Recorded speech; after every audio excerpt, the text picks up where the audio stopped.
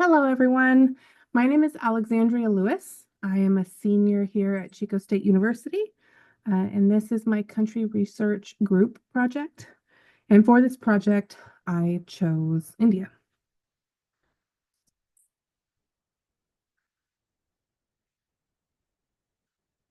So a little introduction on India, and its geography, history, culture, and so on. India is located in Asia. Its population is 1.4 billion people. It is the most populated country on the planet. The history in India dates back over 2 million years. It's a very family-oriented country with Hindi and English being the primary languages and Hinduism being the primary religion. Dance and music is a very common tradition in India.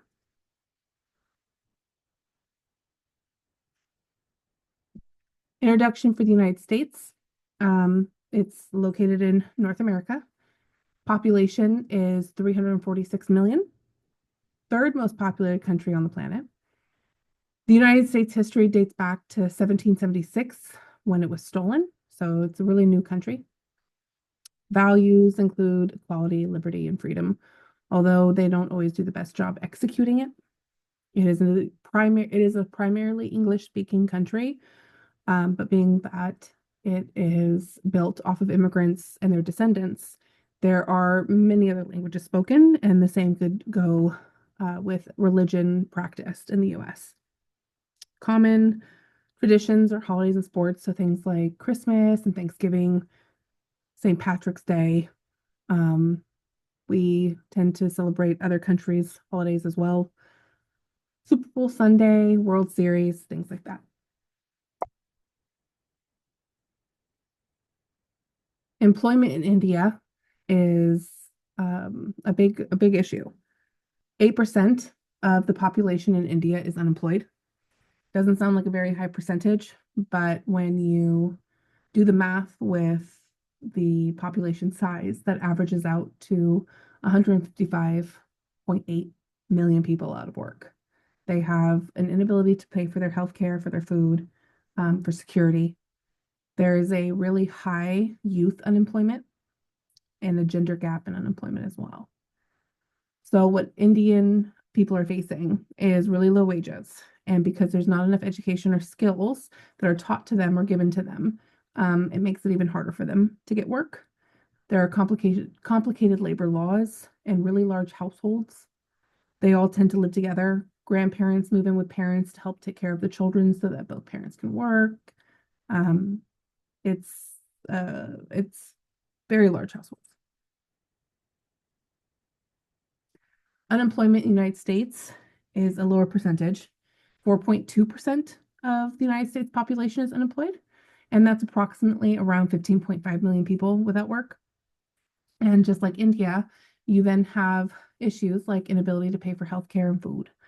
That leads 30% of Americans to be using at least one type of welfare. So that could be medical insurance, that could be WIC, that could be food stamps, that could be cash aid or um, CalWorks, GA, so on. We also face a gender gap here in the US when it comes to unemployment. So one thing that we see here is, fresh out of high school or even in high school, these people have not enough education, and not enough experience or skills, and that leads to really low wages. So someone fresh out of high school, deciding to not go to college is going to have an impossible time finding work. We see on McDonald's windows hiring now $20 an hour, but one thing that they're not advertising on those windows is that they're only hiring part-time. So they're hiring more employees at a higher wage, but giving them less hours. Birth rate in India is very upsetting. Infant mortality rate is at 23%. So they have really premature and low birth rates. They're experiencing malnutrition. So this is the mother prior to pregnancy, during pregnancy, after pregnancy, as well as the baby while in utero and out. They have an inability to get proper health care, both for like family planning and care while they are pregnant. They're exposed to diseases, and like most countries, there's complications in childbirth. Birth rate in the United States, a little different. Um, we're at our infant mortality rate is at 5.6%. We have premature and low birth rates too. One thing that we deal with that is a massive issue here in the US is systemic racism. So racism is embedded into the fabrics of this country and government. And unfortunately, that has reached our healthcare system. So minorities coming in when they complain of pain, they are looked at, they are drug seeking, or well, they're not educated enough to really know, so they don't know what they're talking about. Um, and then we see this, unfortunately, with pregnant moms as well. So a Black woman in the United States is 4 times more likely to die from pregnancy-related complications. They are not more likely to catch it, just more likely to die from it. Um, People all over have an inability to get health care. I know about a decade ago when I lived in Virginia, you could not get free medical insurance until the state of Virginia had decided when your baby was viable. Um, you got it while you were pregnant, um, up to a certain point, or after a certain point, sorry. And then same thing, you got it about a month or two after you gave birth, and then you were on your own again.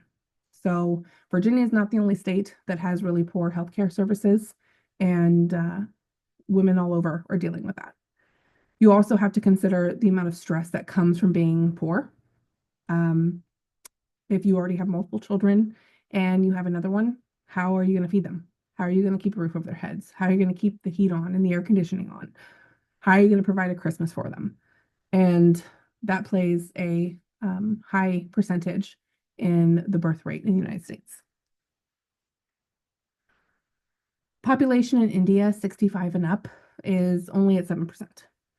Um, their senior citizens have a uh, a lack of healthcare, so a lack of access to healthcare. There's really just not enough services for them. They tend to depend on their family for a lot of support. Like I said earlier, grandparents will move in with their adult children and help with their grandchildren, so that way both mom and dad are able to find some type of work to bring an income in. There's no care facilities. They're minimal if there are any, and they're all full where they are. So there's just no real support for them. They also face gender inequality and ageism in India. With the population in the United States for ages 65 and up, our percentage is at 18. But here we still have a lack of adequate health care. My grandmother needed to get hearing aids. She's on government assistance. And although they would pay for the hearing aids, they were not good hearing aids. So she had to, out of pocket, pay for hearing aids that cost $5,000 on her credit card. She had no way to afford them otherwise. There is very little affordable housing or transportation. After a certain while, our eyes start to wear out, our bodies start to wear out, and transporting ourselves is just not always an option. A lot of our elders here in the US depend on Social Security insurance or welfare insurance, which isn't very good insurance. They're dealing with poverty and ageism, as well as the government continuing to take from Social Security. So our current senior citizens and the future, us, are just not going to have enough in Social Security. For the article that I choose in my report in this presentation, it was from the BBC. It is entitled India's Population, the Job Crisis Driving Millions into Big Cities. It was a really interesting article talking about a massive migration happening because there's just a lack of jobs. So the people are leaving rural areas to go to the big cities, desperate to try and find work. 8% of them still unemployed. In the article, it stated that 63% of Indians were most concerned about economic issues when it came to population-related matters. So the people there are recognizing these issues too. They're doing the best that they can, but it really falls on India's government to implement some big changes. Here are my 2 population pyramids. So on the left, we have the United States for the year 2024, And on the right is India's population pyramid for 2024. If you look at America's, the United States, you can see it's pretty well balanced, all the way from ages 0 to 4 to about 60 to 69. It starts to get smaller and smaller and smaller once we reach the ages 70 to 74, which is a fair thing. I mean, it's not a dramatic difference, but you start to pass away. It's around the age that people start passing away. At least we consider here in our culture to be a normal elderly age. In India, it's a lot different. If you look at that population pyramid, you can see that the widest it is for ages 20 to 24. And then it starts to slowly and taper off until you get to ages 40 to 49. And then it starts to make a really drastic point to the top of the pyramid. Ages become dramatically lower and lower and lower within the population. Some of the key findings I found while researching India and its correlation with the United States is India is the #1 populated country in the world, where the US is the third most populated country in the world. In India, unemployment rate is at 8%, and in the United States, unemployment rate is at 4.3. They both deal with some low birth rates, nowhere near the same. India is much higher percentage. But in the United States, we have high maternal and infant mortality rates among minorities. Both are experiencing inadequate care for ages 65 and older. And here's my bibliography, all of my cited work that I chose to use, which was obviously the population pyramids, the Population Reference Bureau, Central Intelligence Agency.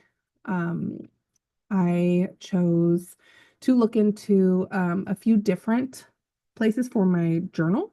I'm sorry, academic journals, which were Population and Aging in India, the Link Springer, and Sage Journal. And then lastly, the BBC. So thank you so much for watching, and Merry Christmas.